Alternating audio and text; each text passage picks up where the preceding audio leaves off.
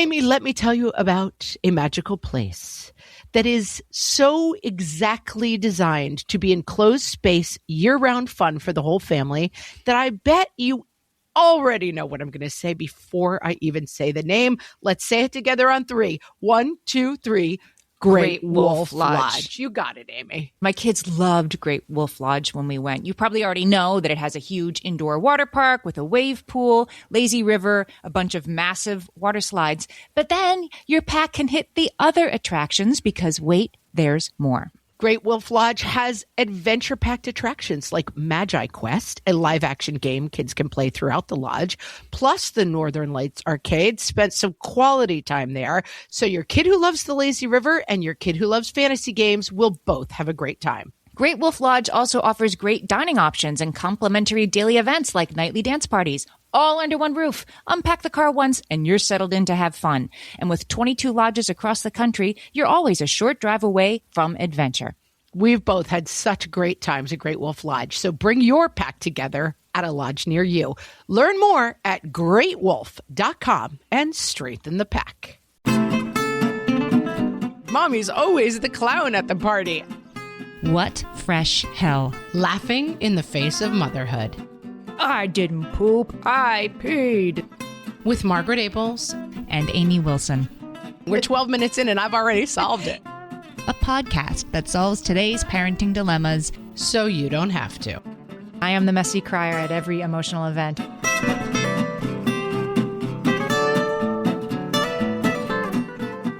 Hello, everyone, and welcome to What Fresh Hell? Laughing in the Face of Motherhood. This is Margaret. And this is Amy, and this week we're talking about whether it's okay for us to be emotional in front of our kids.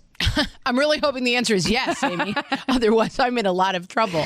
It better be yes. You know, I've done some research. I have some studies. I'm bringing the science this week. And the answer is yes. The answer is yes. And we'll talk about why. We recorded our Moms Are Not Okay episode, and we got a lot of feedback that people were basically like, OMG, thank you. Yes, moms are not okay. Which is, I think, pretty realistically where we all are right now. And so then came the follow-up question, like, what do I do with that, though? Right, I feel right. horrible. I'm depressed. I'm emotional. I'm angry. And how much of that do I have to just cry in the shower? There was a woman, a seasoned mom, who commented on our Facebook page, like, if these bathroom walls could talk, like how many hours moms have spent tearfully in the bathroom throughout the generations. And it kind of moved me, like this image of like the moms always taking time out and away and taking their time to cry in the shower, basically. And so I think it's a really timely conversation. Like, what are we doing with this? Well, this topic actually came, as you said, from the Facebook group, as so many of our topics do. People start great conversations. It's facebook.com/groups/whatfreshhellcast. And Julie over there said, this is what she said, is it good for kiddos to see their moms have emotions? And how can we talk through our emotions with our kids? My grandmother, this is Julie talking, lost her husband when my dad was 11 years old. She had 4 kids, no job. She had to take care of everything. Once I asked her how she coped with all of that, and she said she just held it together always, except when she cried in the shower at night. There she is. At the time I thought, yeah, the shower cry. At first I thought, wow, how strong of her. Now that I have kids, I kind of wonder, is shower crying always good? Never good, sometimes good. Shower crying is good. We're going to talk about why that is. I got some science for you on that. But it doesn't mean you never cry in front of the kids. I will say we have talked about this one other time. We did an episode called When Mom Struggles with Janelle Hanchett, who is the woman who created renegademothering.com and had very profound struggles with addiction, both herself and her husband, and wrote a book about that struggle. And we talked a lot and really frankly about, you know, that her children pretty much saw her hit the wall and crumble and kind of fail. And now she and her whole family have kind of reconstituted this new life. And it was an interesting conversation about what if you can't hide your problems from your kids? Maybe there's something good in that. Yeah. Or at least there's a way you can recover from that, right? Like there's work to be done on the other side. If your kids saw you crumbling from addiction, that doesn't have to be all bad if you do the work to build things back, I suppose. I think that's right. And not to spoiler alert, Amy, but I think that where we will come to in this is probably like most things, there's some balance, right? That we understand to a certain degree that there is harmfulness in kind of using our kids as like coat racks for our baggage, right? Like dumping all of our problems onto them and being like, I don't know how we're going to make it. Like they want to see strength from us and they want to see that we're okay. And that's important for them emotionally. But at the same time, like doing the crazy tap dance of like, mommy's never sad. Mommy's always the clown at the party. And then mommy goes and cries in the shower. That can't be right either, right? Yeah, no, it's not. And there's a bunch of reasons why. Should we get to that? Should we start talking about why that is? Let's dive in, Amy. Okay. So there is an expert named John Lamble. He researches emotional awareness in kids. And so he talks about the different sort of ways you can approach this and, you know, the strengths and limitations of each approach. So the first one is what he calls suppressed emotion, like what you were just saying about like, everything's fine. Mommy's never sad, never showing emotion in front of the kids. You know, Julie's grandmother who never cried in front of the kids when her husband died when her oldest was 11, you know, the complete toy soldier. There's a reason why that doesn't always work very well.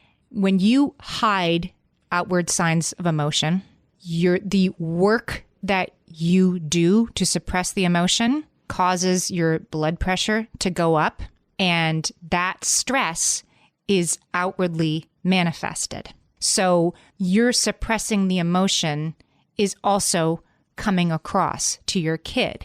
And as you like to say, kids make everything about themselves. So if the kid doesn't see you crying about something, but sees you battling with yourself not to cry about something while you're, you know, slinging the chicken nuggets for dinner, they're going to see that. And without an explanation around it, will maybe create one that centers on themselves and something that they have done wrong. Right. So that's why you can't suppress entirely. And you also, I think there's another aspect of this. You can't suppress because kids know the truth. Right. And that's hard too, because if your kid sees you lying, they're going to know you're lying, basically, you know? And I went through this. My mom passed away 3.5 years ago now. And it is really hard because I was really sad. And I honestly, it wasn't that I wanted my kids not to be sad. It was that I didn't want one more thing on my plate, you know? And I really didn't want to have to deal with my mom's, you know, end of life anxiety that I was, you know, there and talking her through with, my incredible sadness that she was dying, and then like looping my kids in so that they could also put more stuff on my plate. That seemed very overwhelming to me. But I remember at the time, my oldest was probably, let's say 9. And I walked upstairs one day after coming home and he said, how's grandma? And I said, you know, she's not doing very well. And he said, is she going to die? And I just had a moment of like, yeah, I guess she is, you know? But I do remember, like, I don't think I would have offered that. Like, he asked the question. I wasn't going to lie about it. But I really understand why people don't want to loop their kids into it. And it's not just that, like, they were taught to keep a stiff upper lip and that's, you know, wrong. It's because, like, it adds to your emotional burden that your kids are burdened too. Yeah. You have the job now of comforting your child and making your child feel better about it when you don't have the space to do that in your heart. Right. It starts to feel like a life raft and you're like, I can't take on any more passengers at this point. Like the life raft is full and like letting my kids into this instead of walling them off, like it just feels like now we're going to sink. You know, the grief thing is one category because your child will experience the loss of a grandparent. They'll grieve, but of course differently than you grieve the loss of a parent. Your child could experience your grief as something that was happening to you, and your child can wish it wasn't happening to them, but it's separate from them. So I have a slightly different example of the same thing, like trying to suppress your emotion in front of your kids and why it isn't always successful. Recently, when my daughter was pretty sick, she had COVID, and she woke me in the middle of the night to say she had severe stomach pains. And my mind immediately went to this, like, you know, syndrome that the kids can get where they need to go to the hospital. And she never wakes me in the middle of the night. And I called the pediatrician and I'm waiting for them to call me back at 2:30 in the morning. And I thought that I presented to her a very like, okay, we're going to wait for them to call us back. Like I thought I didn't cry in front of her. I didn't freak out in front of her. I presented it totally calmly. But when I talked to her about it later, she said, oh, I could tell you were freaked out and that made me more freaked out. So I thought I was doing a really good job of keeping it calm. But again, she was reading my we're not going to, everything's fine. She could see that very clearly for what it was. Now my kid's a little older. She's 13, right? And so I said, well, what do you think I should have done something differently? And she said, no, but you couldn't hide it from me that you were concerned. Yeah, that makes sense. Yeah. So hiding it kind of doesn't work and can maybe make it worse, right? Because then your kid is like, if they're not even telling me how bad it is, then it must be very bad indeed. An illness of a child is very specific, I realize, but it's... Well, but I think in general, that thing of like, Dad and I get along great. It's like, yeah, I don't think so. Or, yeah, I'm not worried at all about my mom. Like, no, that's not what I'm seeing. I think that, and it's very hard. I think it's hard for us to be in touch with our own emotional truths. My sister has a saying that I say all the time. It's like, there's nothing more fascinating than watching another person describe themselves, because your most uptight friend is always like, I try to let things roll off my back. And you're like, wait, what? Like, that's not you at all. That's not what you do, right? And I think that it's hard for us to be emotionally truthful with our children because it's very hard for us to be emotionally truthful with ourselves. Yes. And, when my mom was dying, I was sort of like, I'm fine. I got it. I'm holding it together. And it's like, that probably wasn't really true, but that was important to myself at the time. And so you're never going to be perfect at this because you're busy convincing yourself of truths, Yeah. But then, of course, to swing the other way, for us to have uncontained expressions of grief or fear in front of our kids would have been a very bad idea in those situations. You can't, I'm definitely not saying that you need to just let them see what's really happening. That would definitely be a bad idea, particularly in those situations. Your kid needs to feel safe. I just wrote this down while you were telling that story about your daughter. I think the key is that it is fine for our kids to see our emotions, but we cannot ask them to hold our emotions. Ooh, I like that. Thank you. I just came up with it and I wrote it down. But I think that to me is the divide. I am crying and I am sad that my mother is so sick. Fine for my kids to see and participate in with me, although it's going to freak them out a little bit, but not going upstairs and waking up my 10-year-old and being like, I don't know how I'm going to go on. I really don't, that's holding it. And so I think that maybe is a good way to think about it that I just thought about. And same with your daughter comes to you and is sick and you can say, God, this is freaking me out. I don't know what to do, but we're going to get together with the doctor and make it work. But not do you know what this could be? This could be this fatal syndrome. There's a line between I'm going to be honest and let you see what I'm feeling. And I'm going to hand you a very heavy parcel. Yeah, that's well said. So thanks. Let's wrap, Amy. Let's just call this thing. We're 12 minutes in and I've already solved it. You did it. Done.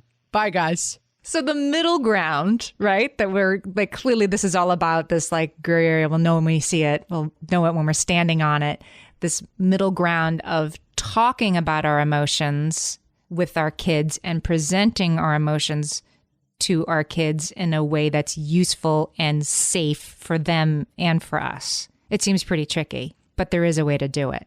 Yeah, I think there's definitely a way to do it. And I think it's thinking about the weight of the package generally. And there's a book, the author's name is Corrie ten Boom. It's about the Holocaust in, can't remember the country. Anyway, but I remember there's a scene in that, my sister quotes it all the time, that the dad's like, I'm not ready for you to hold this yet.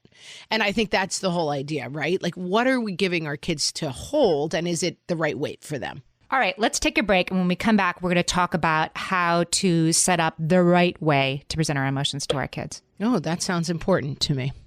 Hellions, it's time for some spring cleaning, and I don't just mean the coat closets. Doing your financial spring cleaning can actually be super easy when you let Monarch do your financial spring cleaning for you. One dashboard that gets your entire financial life organized. No more clutter, no more mess, no more logins scattered everywhere, just accounts, investments, property, and more, all in one place. Get your first year of Monarch for half off, just $50 with promo code FRESH. Monarch allows you to look not only at what you've already spent, but also to plan for the future. With Monarch, you can set savings goals, plan for big purchases, and notice spending trends before they become a problem. I can generate cash flow reports that show me what we spent this quarter, this month, what we're probably going to spend next month, and feel prepared, organized, and knowing how to plan for the future. No more surprises and a lot more clarity.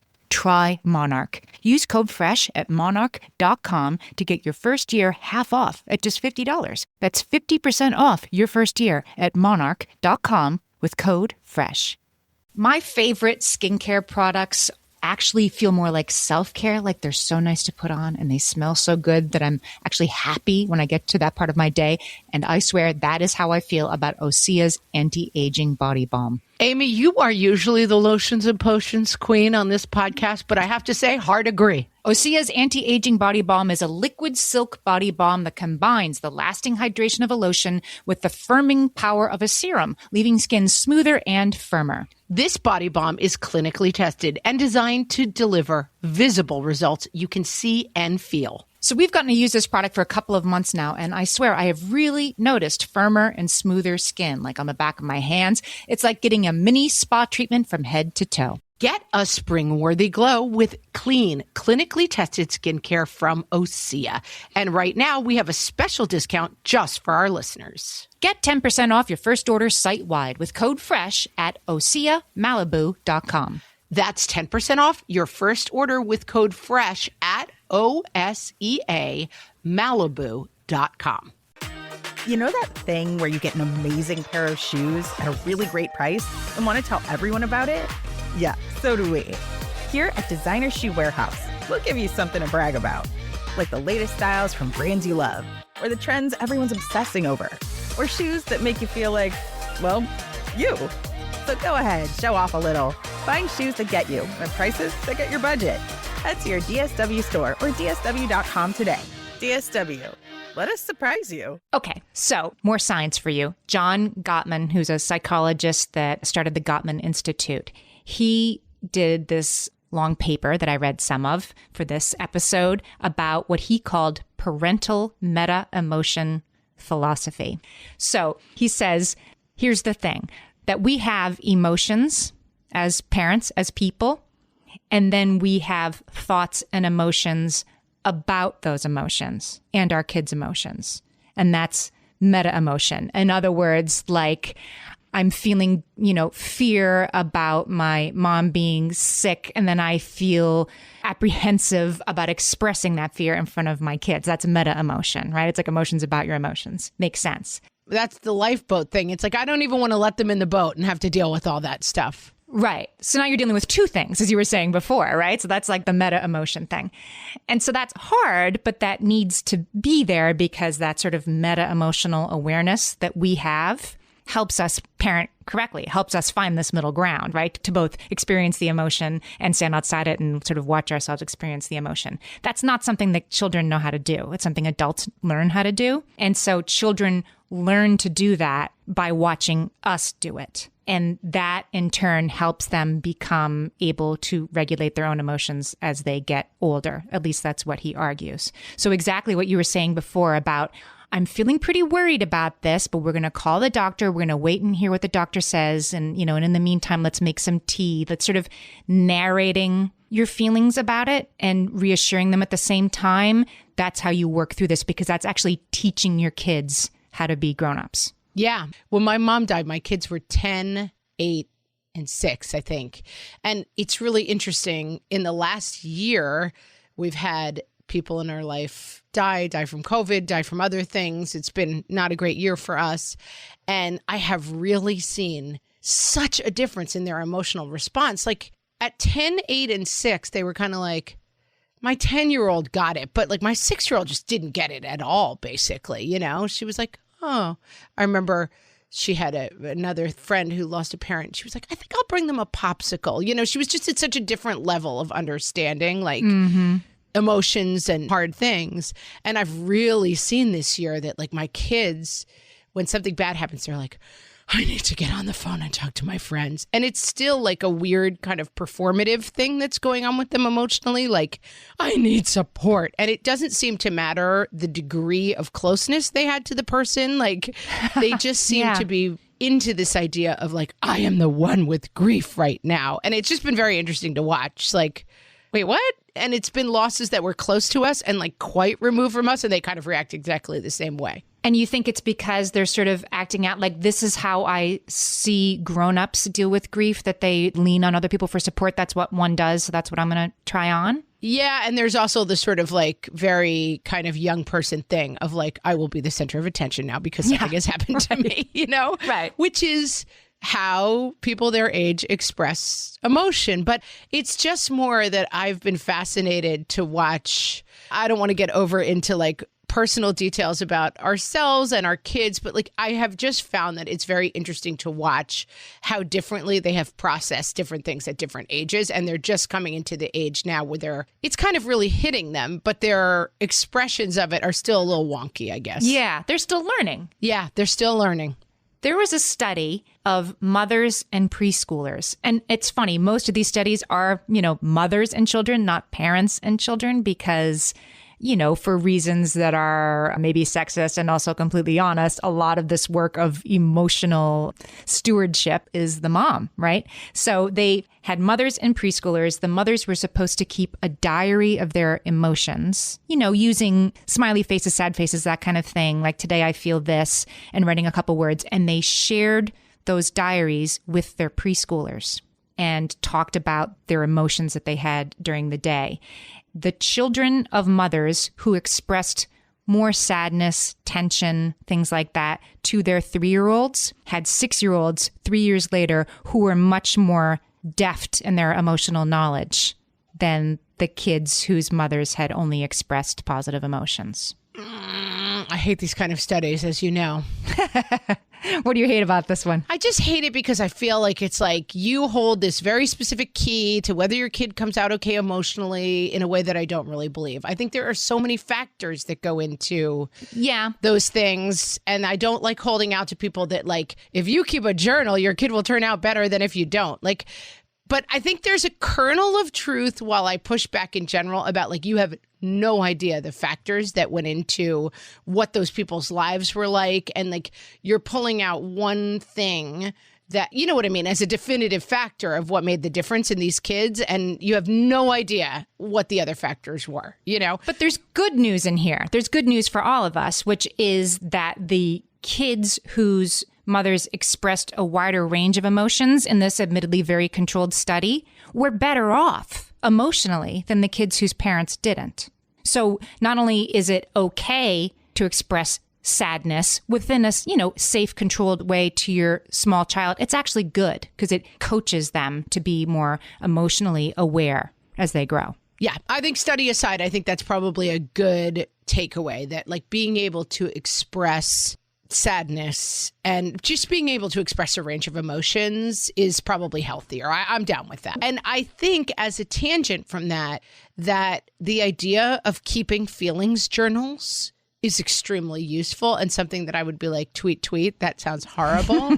But I have had kids at different phases who we've been like, what's going on with this kid? They seem really out of control. They seem to have a really hard, whatever. You make these kind of general, and the first thing that anyone ever tells us to do is keep a journal of how they act all day and write it down. It is such a useful exercise to do with your kids because it checks your story. Yeah. So that when you feel for yourself, like I'm always yelling at my kids, write down for 1 week how many times you yell at your kids. You're going to see that you don't yell at your kids as much as you think you do. Or see that you yell at them every day at 4, right? Right. And then figure out, like, that's right, the factors. It's such a good exercise to do, and I would have never thought about it. So this is an opportunity, right? When we have negative emotions, in other words, that we can actually be sort of coaches, that by sort of talking ourselves through it, walking ourselves through it in front of our kids, we can help them with their own emotions, and we can help them learn to talk about their own emotions and express them. Because I think we can agree, right, that like expressing emotions is better than, swallowing them and living with chronic stress, right? This is the goal, to have emotions that can be expressed and gotten rid of. Like crying in the shower is totally good. I think crying in the shower is really important when you have emotions that maybe you can't express in front of your kids yet or at all, but you're not going to not express them at all. You're going to express them somewhere that's safe and contained. You're not just going to move forward and not have any outlet for your negative emotions. right? Like shower crying is good. Yes, to continue our metaphor, you're taking your bag somewhere else and putting it down rather than handing it to your kid. That's fine. That's reasonable sometimes. Yeah, like the primal scream therapy, right? It's like do it somewhere if you can't do it in front of your kids, but don't not do it. Like the stoic thing is, as we've already discussed, maybe like not working as well as you think it is in terms of what your kids are picking up on, but also, just bad for your health, bad for your mental and physical health. I have a total oldie lux alert, but there's a great episode of Cheers. Now that is an oldie lux alert. I have to admit it. Back in my day, sitcom about a bar, and it's Woody Harrelson. He plays Woody, the bartender, and he's always like in a good mood. He's like a local yokel, like happy guy. And at some point, the psychiatrist on the show, who's Frasier, says, like, how do you do it? Like, how are you always in a good mood? And he does this hilarious monologue. I'll see if I can find it on YouTube and I'll put it up. But like, he's like, oh, when I feel a bad feeling, I just push it down like it's in a bottle and I just keep pushing. And like, it's this hilarious insight that he's just like crushing all of his emotions under this happy surface. And it's LOL. So your frame of reference is old sitcoms and mine is Broadway musicals. In the Book of Mormon, there's a song called Turn It Off like a light switch. It goes click. And it's about a guy who's gay and has just decided he's not going to think about it ever in his whole life. And yeah, and it's the Book of Mormon characters and the Woody from the bartender. They're cut from the same cloth. It's like, what makes this person so happy all the time? Stuffing it down and turning it off, as it turns out. When you said tweet before, it reminded me of my grandmother, because I love that you've like fully taken that on as you're saying, even though it was my grandmother who used to as say it must be. I'm taking tweet. It's so useful. Tweet for our new listeners. Tweet. My grandmother just used to say that. And somebody reached out on Facebook recently and said, I believe it was on Facebook, it was somewhere on social media, and said, hey, like the word twee, which means like a little too much and just like, can we just ease up on this nonsense a little bit? That's what twee means. And was it possible that my grandmother was thinking of the word twee when she used to say tweet? And the answer is probably. So she used to think like Christmas morning was tweet because we all just got too many presents, right? Birthday parties. I don't know. Like if I got like 3 new outfits for back to school and I went to show them to her, ooh and ah over them. But then she'd say tweet. Tweet, Amy. Well, my guess is when you brought her your emotions, she was also a little bit tweet, yes. Because I had an Irish grandmother as well, and that didn't go over great. Although I will say my grandmother lived with us. So when we were little, my grandmother was, she was a safe space. I mean, she was tough, just like Julie's grandmother. Same thing. She lost her husband when my dad was 8. And she had to go back to becoming a wage earner. She had, before she was married, become the wage earner for her mother, having lost her own dad at a young age, and her brothers and sisters, because she was one of the oldest. Then she married my grandfather. My grandfather died less than a decade later, and she was back to, like, in the 50s, making her way as a single parent, and never gave herself a moment's credit. Like, she never went to therapy for that, right? She never unpacked her responses to this. She just never did a yoga class. She just moved forward.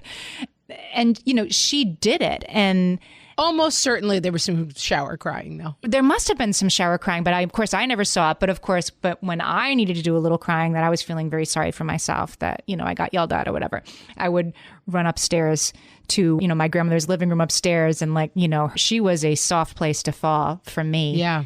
She must have had great strength and emotional health, right? To have lived through all that stuff, not processed it, and still been like the soft pillow of lovingness that she was, even though she said tweet all the time. She was both. Yeah. I have a revelation about that, Amy. I'm going to share it right after this. Amy, when I'm having a good hair day, it usually makes my whole day better.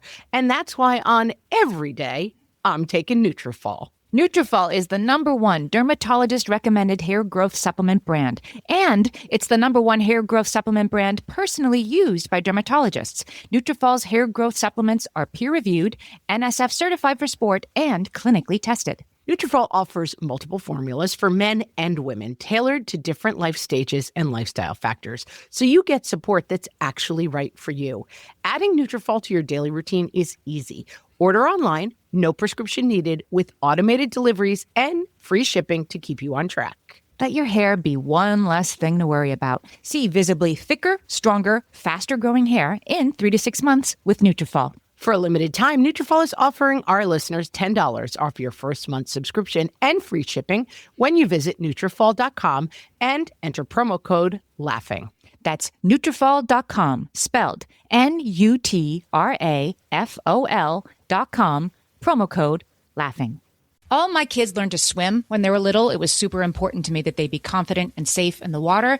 There was only one problem with that: taking them to swim lessons. I mean, the pools were freezing. There were always cranky adults doing laps right there. And it was definitely not, for any of us, what you would call fun. Amy, heard. But now there's Goldfish Swim School. Goldfish takes a really thoughtful approach to swim lessons, combining research-based teaching with a warm, kid-friendly environment that actually helps kids thrive in the water. Every detail at Goldfish is thoughtfully designed to create a golden experience, from shiver-free, warm indoor pools to comfy waiting areas for parents to professionally trained lifeguards on deck. Goldfish uses an approach called the science of swim play, which combines guided play with proven teaching techniques to help kids learn to swim, build water safety skills, and gain confidence, all at their own pace.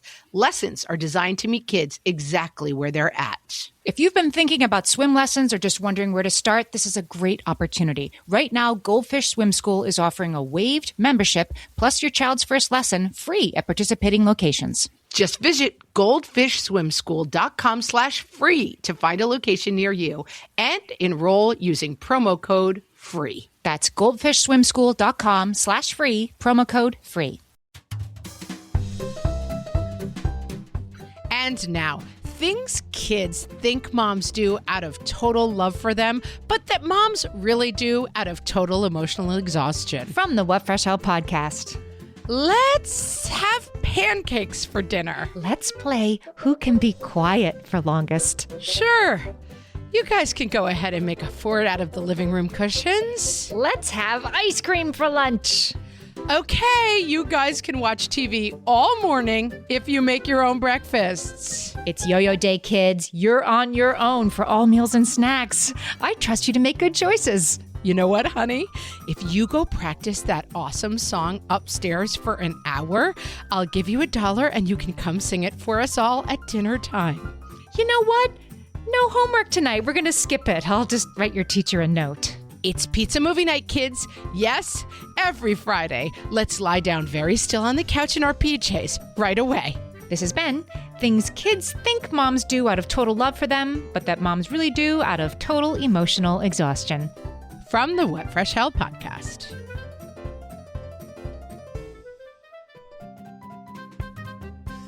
Amy, this is something that it took me a long time to realize, which is that your parents and your grandparents and and your teachers are fully formed human beings with emotions of their own. And I remember that, that literally did not occur to me about my own mother until I want to say in my 20s. Absolutely. It shocks me how long. My husband said this once to me, and it made me laugh because I was like, this is such a truism about life. It's like running into your teacher at the grocery store. You're like, you eat? Like when you're in elementary school. I thought you just popped up from behind the desk every morning when I walked in. The idea that your teacher would need food for sustenance was shocking to him when he was 8 years old. It's like as a child, the people in your life are just cardboard cutout figures there to serve the story of your life. Mm-hmm. There's some sort of term for that. It's not abject permanence, but it's the idea that your eyes create the world, basically. Oh, yeah. What is it? It's mind theory. Shoot, we've talked about it before. Theory of mind. Theory of mind. Right. That the idea that people exist outside of you. And have emotions that are separate from your own. You can be happy you have the truck, but the other boy's crying because he also wanted the truck. That's theory of mind, to get that. Oh, he can feel differently about this than I do. Kids don't get that. And theory of mind goes on your whole life, right? Because mine took a long time. I did not have proper theory of mind towards my parents until I was in my 20s. Right. And even then, it still would occasionally shock me when my mom would say something like, well, that was really disappointing for me. I'm like, what? Disappointing for you? Like a human, you mean? It's shocking. Yeah. I wonder if our kids will experience that differently, because I think my grandmother was one way, and then the way our parents parented us was, I think still 75% of the way there, right? That difficult emotions are not to be expressed around your kids, in front of your kids. That would be a negative thing at all times and something to be avoided. I mean, I don't know if we're swinging too far the other way, but we better not be, right? The pandemic, we're all doing it. It's been impossible to hide from the realities of our real lives, our emotional lives for the last year and a half. So we better get some parameters around how to make it work. I think so, but I also think it doesn't fundamentally change the theory of mind issue that your kids still look at you and they're like, there's the mom robot who brings the food. Yeah. Like they see you as a wholer person than that. But like you will have conversations with your kids when they're 30 or when they're first having kids where you're like, there were moments where I felt really hopeless, you know, when I had the 3 kids, and they'll be like, you did? You know, they don't see you as a full emotional human being. It's not possible. Yeah. And that's okay and developmentally appropriate also. Absolutely developmentally appropriate. And that's why sometimes the sharing of emotions with kids is challenging, because I will come home and be like, my mom, you know, is very, very sick and it looks like she's dying and this is really hard for me and I'm on the front lines of this and it's exhausting. And then 10 minutes later, my 12-year-old will yell at me because I didn't cut the carrots correctly. And then you're like, wait, I just told you that I'm at like emotional level -1,000, but he does not have the emotional maturity. Like if you did that to me, I'd be like, I can't be friends with Amy anymore. Obviously, she's a sociopath. But like your 12-year-old does not have the emotional maturity to deal with that. And maybe not your 16 or 18-year-old either. And maybe not your husband sometimes. Like dealing with other people's emotions is super, super complicated. And that's, I think, where you can show your authentic emotions, but that's where like the baggage stuff comes in, where like you're expecting a specific response or you're getting into like your children should be helping you with these emotions. That's the wrong role, I still think. Yes, that's the wrong role. I asked my 13-year-old, because we were talking about that, you know, that story when I thought I was doing a better job of managing the situation and making her think I thought it was fine than I was. So I asked her, like, when do you think it's okay for parents to show emotion in front of kids? And she said, I'm going to say it's always a green light. It's okay if it's about something that doesn't directly involve the kid. And I thought that was kind of a good, like, rule of thumb. I think that's good. I think that's fair. And I'm like, what about this situation? She's like, if it does involve them, then you just have to reassure them before or after you express the emotion. Wow, she's smart. Good job. Yeah. I also think this is a classic example of our rule that like your kids are not going to do what you say, they're going to do what you do. Yeah. So in talking to your kids about your emotions, that's another thing to keep in mind. Like, are you modeling like, I am really depressed. I think the sunlight is really getting me down. I'm just having a hard time getting through the day. So I'm just going to order more takein food and take more things off my plate and try to put my face in the sunshine, versus gossiping about other people and how annoying they are. You know, that's a different thing to do with your kids than expressing emotions. And so I think that, yes, using the test of like, is this how I want my child to someday process their own emotions is a good yardstick. We haven't really talked about ages and stages. And one of our listeners, Sabrina, brought up a good point. She said that she doesn't cry in front of her kids. Her kids are very young. They're 2 and 3. And if she says, if they see me cry, they get super upset and they don't understand. I think that I will once they get a bit older, because they're boys and my husband buries his emotions until he breaks once every 2 years. So every 2 years? Wow. Amazing. My husband's on like the once every 20 years plan. And so, you know, she does make a good point that for like a baby can see you cry. A baby doesn't have a theory of mind. And so, right, doesn't bother them. But then somewhere around 2 or 3, it makes me think of have you seen the video of the toddler sitting on the potty and he's like, I didn't poop, I peed. And the dad gets laughing hysterically. The dad starts laughing so hard, he cries. And then the little boy is like, you sad, daddy? You sad? And the dad's like, no. Yes, I'm crying, but I'm crying because I'm happy. And the little boy just doesn't get it. He just keeps saying, you sad, until it's so confusing. Yeah, that they don't understand laughing until you cry. And like the whole tenor of the thing changes when the boy thinks he's so confused. Like, have I made my dad sad somehow? But anyway, there is that age where, then maybe this does get confusing for them. And that's a good time for shower crying. And then there's a time when they get a little older, school aged, where modeling this stuff is a little more important. I think I have another good thing we go to a lot that's going to help us here too, Amy. Okay. Books and movies are a good place to practice this. Oh. Books and movies are a good place to practice deep talks, talking about death, talking about sex, talking about, hard stuff. Like reading books and watching movies with your kids is a great space to open up things that don't come up always organically. And I think emotionality is another one. I read the book Bridge to Terabithia with my kids, and I was doing such an ugly cry that and Tuck Everlasting too. Like, I cry all the time when I'm reading my kids' books, and they think, I will say in the beginning, it really bothered them. They didn't like it, but I was like, it just makes me emotional. And a lot of people on the Facebook were saying that, right? Like, oh, I'm always crying. And I think that when you are always crying at things, you know, in movies, it's like your kids get used to it. Now, there is a flip side to that, which I find, I came from a family where, like, we were not public criers. We were shower criers. We're Irish. I know this is the same in your family. Like, Irish Catholic people are shower criers people. Like, literally have been lectured on the way into extremely sad funerals. Like, let's not make a scene. Meaning, let's not let a single tear roll down our cheek, because that would be embarrassing for us. Yeah, I am the big crier. I am the messy crier at every emotional event. But yes, the messaging is there. I mean, the messaging was definitely like, this will not be appreciated. Listen, I'm joking a little bit. There were some, you know, exceptions to that. That being said, I know people who come from families where, like, the mom, oh, there goes mom again. Like, the mom cries at everything. Yes. And then the mom's emotional life kind of gets dismissed a little bit. It's like, oh, you know, then mom, like, there's no room for mom's emotions in a different way. Yeah. Which is like, mom's emotions are completely dismissible because she cries at every Hallmark card and every commercial. And therefore, like, we don't have to interact ever with mom's actual sadness because, oh, there goes mom again. Because it's hair trigger. Yeah. That sounds familiar. Yeah, and it's kind of like, my home mom. Who cares about her feelings? You know, like, yeah. And so I think that that's also, it's another place to verbalize, like, oh my God, nostalgia gets me so much. I find as I get older, this is like, I was always like, who cries at, you know, the Super Bowl? I cried at like 3 of the commercials. Like, if you put kids running in slow motion and hugging people, like, I'm like, all right, I'm done. I'm crying. But I think that's another piece of it is like, this, I'm really having a hard time with this. This is really difficult for me when you are a mom whose emotions get more easily dismissed. Let me tell you, if I cry, the house stops and it's like, ooh, something big is going on.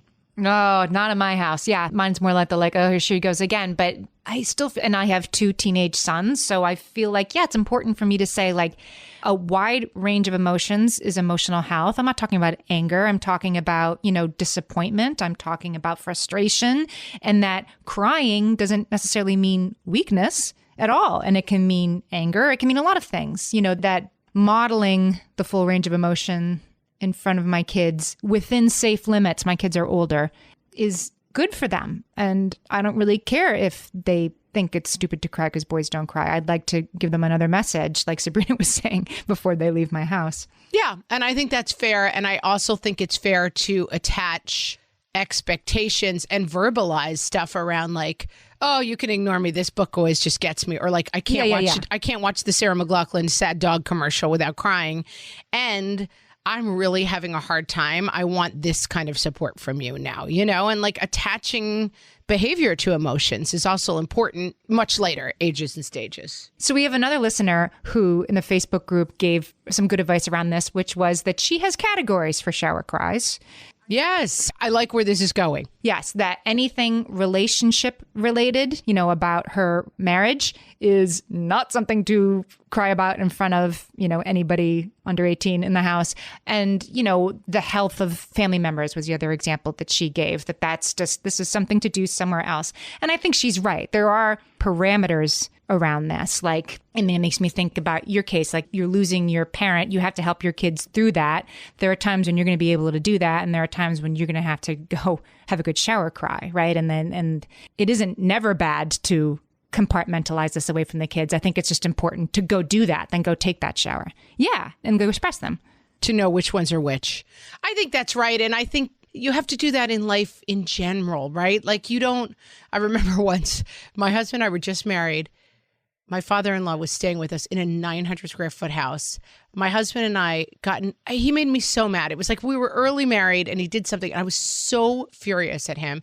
And my father-in-law was staying with us. And I was like, am I going to play we're going to pretend to get along for 3 days until he leaves. And then I'm going to revisit this, And I finally just said to my father-in-law, listen, we're having a fight. We got to go take a walk and have a long conversation because I'm really, really mad. And I think my father-in-law was probably... would have rather that I kept a happy face on it. But I think you just always have to make decisions. And then we kind of walked around and talked it out. And we came back and we were like, all right, we tabled it. Let's move on with our weekend. And for me, that was the right choice at that crazy circumstance at that right time. And that's what you're always doing. And it's fine to be like, I'm going to take this one to the shower. And it's fine to say guys, Mom's just having a real hard time and we're going to get taken food. You guys play games. And I need a little time by myself. I think you just have to keep trying to decide, is this a package that is light enough to share with my kids, or is it so heavy that I need to go put it down in the shower? I have a closer for you, also from our Facebook group. Jennifer said it so well. She says, I don't hide the most intense parts of being human from the people I'm trying to help on their journey as humans. Wow. That's deep. I know. It's good, right? Say it one more time. That's really deep. I don't hide the most intense parts of being human from the people I'm trying to help on their journey as humans. Yeah. I think that's right until it gets so intense that you're giving them the gift of hiding it from them. Right. And both of those things are true, and I think that you don't, my husband and I wait till the kids go to bed to have big fights where I'm like, I hate your face. I don't want my kids, because my kids would be like, my mom and dad are getting a divorce and that's really scary. And they would go through a whole emotional thing where I just have to be like, hey, FYI, your face stinks. 11 and a half months into a pandemic, and there's stuff that it makes sense that it's too intense for your kids or it's the wrong kind of intense for your kids. But I think, and we've said it on other episodes and we've lived it in doing a podcast together for almost 4 years, there are things that are coming down the pike that your kids are going to have to face. And the more they trust you emotionally to help them face it, the better off you all are. And the better off they will be when it's their turn to shoulder those emotional burdens. Yep. Agree. Nailed this one, Amy. Yeah. Solved it. Put it to bed. Guys, everyone is emotionally healthy from now on. I'm so glad. This worked out for everybody. This worked out great for everybody. We want you to subscribe to us on YouTube. You think the easiest way is they go to youtube.com and search What Fresh Hell Podcast? Pops right up, right? Sure. Yeah. Just search What Fresh Hell Podcast YouTube. You're done. All right. Subscribe. Follow our funny videos there. Yeah. Come find us. And I don't know. It helps us when you subscribe. So please click that button, even if you're finding us other places. Guys, we will talk to you until now that you're super emotionally healthy. You probably don't need a podcast anymore. But in case you do, we will be back next week. Talk to you then.